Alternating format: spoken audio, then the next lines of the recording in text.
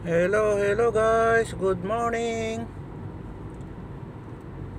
Kagaling lang natin sa fish market guys.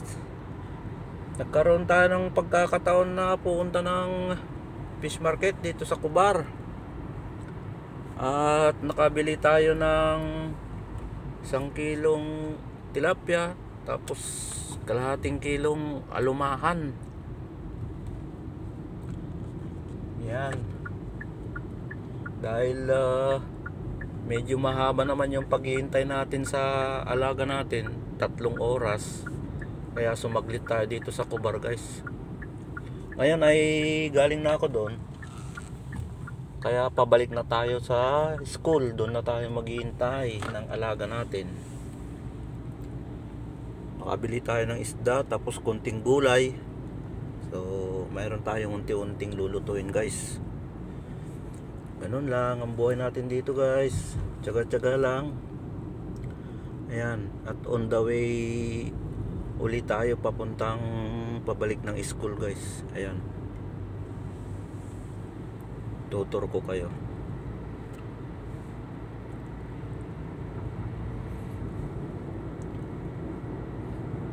Along Cornish Road itong daanan natin guys.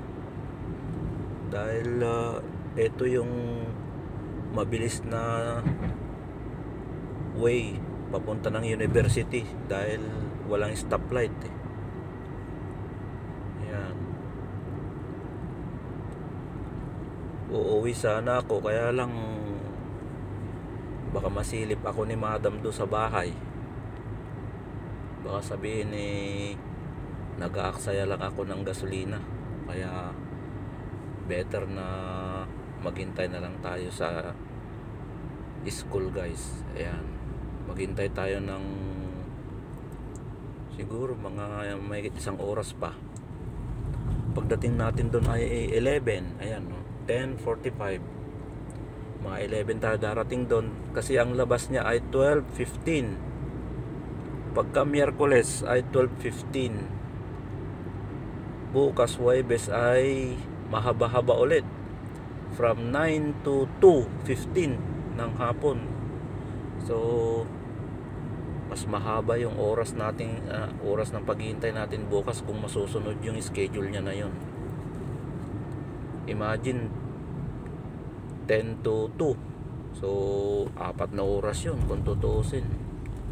Kasi manggagaling kami sa amin ay 9. Darating ng mga 10 ganon. So yung klase niya ay 4 hours, parang ganon.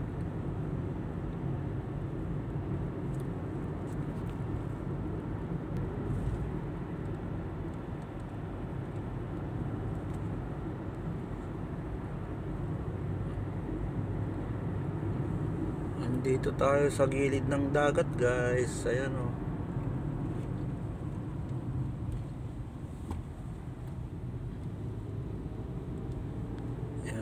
Ayan yung tore oh.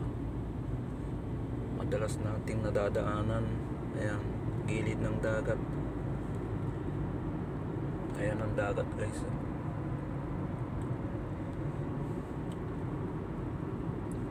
Kung mapapansin nyo guys ay walang araw, makulimlim, madilim.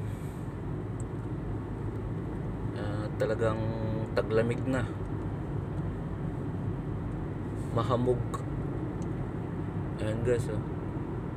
Temperature is 28. Wala siyang araw guys, makulimlim.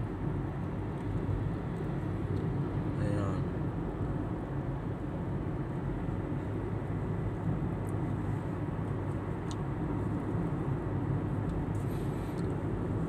Yung binili nating isda guys ay pinalagyan ko ng yelo para kahit papaano sariwa pa rin siya hanggang mamaya, kasi hindi natin masabi kung anong oras tayo makakauwi dahil baka paglabas ng estudyante natin diretso gala na siya.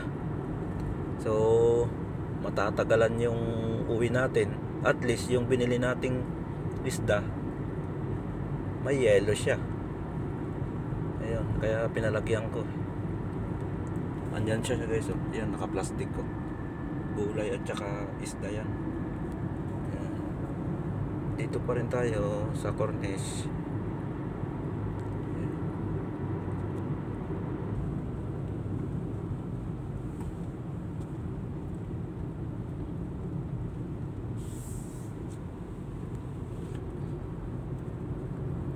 Run about.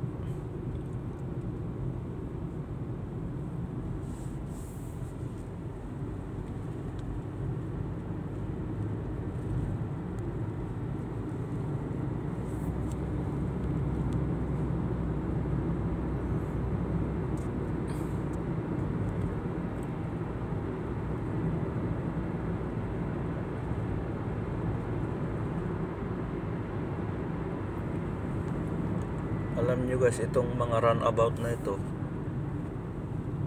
pag ganitong araw, hindi mo makikita yung kagandahan yan.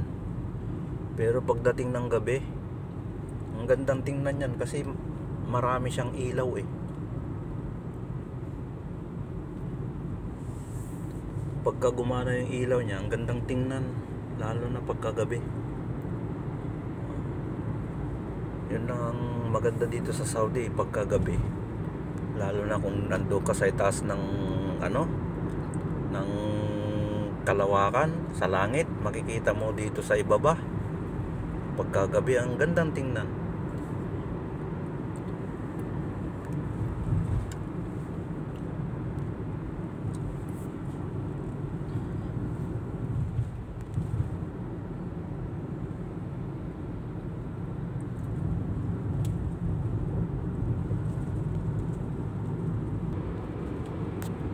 Nyo guys, oh, talagang medyo madilim, oh.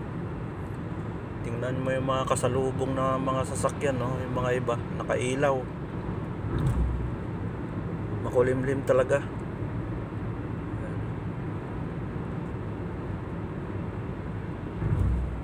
10:54 pero yung mga sasakyan mga nakailaw kasi madilim eh.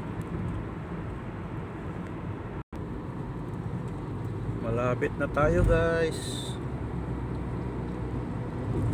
Ayan.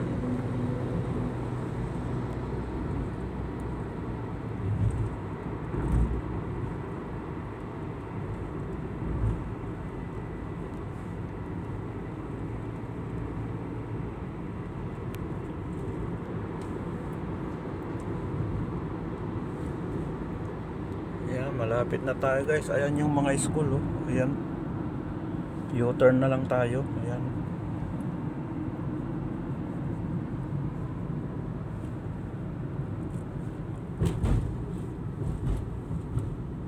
U-turn tayo guys.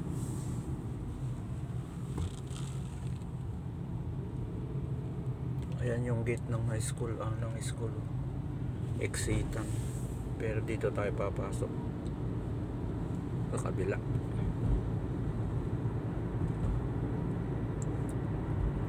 Ito yung school guys, oh.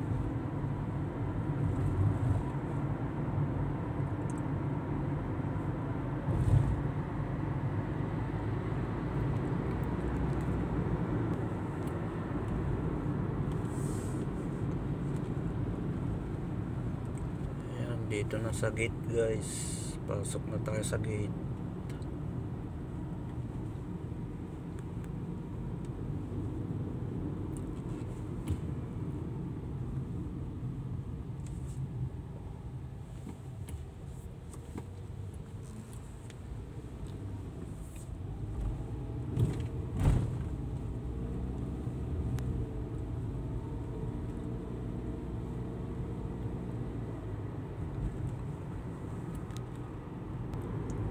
Ayan na yung school guys, oh.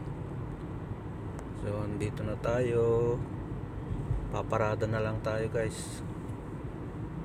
Ayan yung school, oh. Paikot na yan guys, oh. Ayan, oh. Ayan. Tapos yan.